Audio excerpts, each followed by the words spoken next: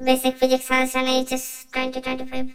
Number 1, বায়োসাভার্টের সূত্রটি লেখো এবং এর সাহায্যে দীর্ঘ ঋজু পরিবাহী তারের জন্য কোনো বিন্দুতে চৌম্বক ক্ষেত্র প্রাবল্য নির্ণয় করো। নাম্বার 2, বায়োসাভার্টের সূত্রের সাহায্যে বৃত্তাকার পরিবাহী তারের অক্ষস্থিত কোনো বিন্দুতে চৌম্বক ক্ষেত্র প্রাবল্য নির্ণয় করো।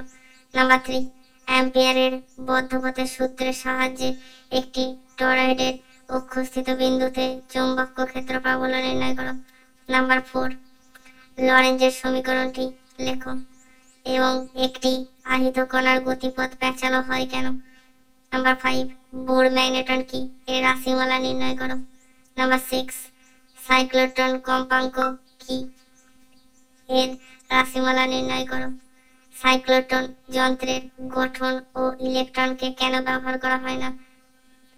নাম্বার 7, দুটি দীর্ঘ ঋজু পরিবাহী তারের প্রতি একক দৈর্ঘ্যে প্রযুক্ত বলের রাশিমালা নির্ণয় করো এবং এর থেকে 1 অ্যাম্পিয়ারের সংজ্ঞা দাও। নাম্বার 8, আয়তাকার কুণ্ডলীর ওপর সুষম চৌম্বক ক্ষেত্রে প্রযুক্ত টর্কের রাশিমালা নির্ণয় করো। নাম্বার 9, বিনোদী কোণ ও বিচ্যুতি কোণ কি, এদের অঙ্ক। নাম্বার 10, তিরস্চম্বক, পরাচম্বক ও অয়স্চম্বক পদার্থের তুলনা করো। হিস্টেরিসিস লুপ কি, দেখাও যে চুম্বক প্রবণতা কাই সমান μ1 - 1। Best wishes.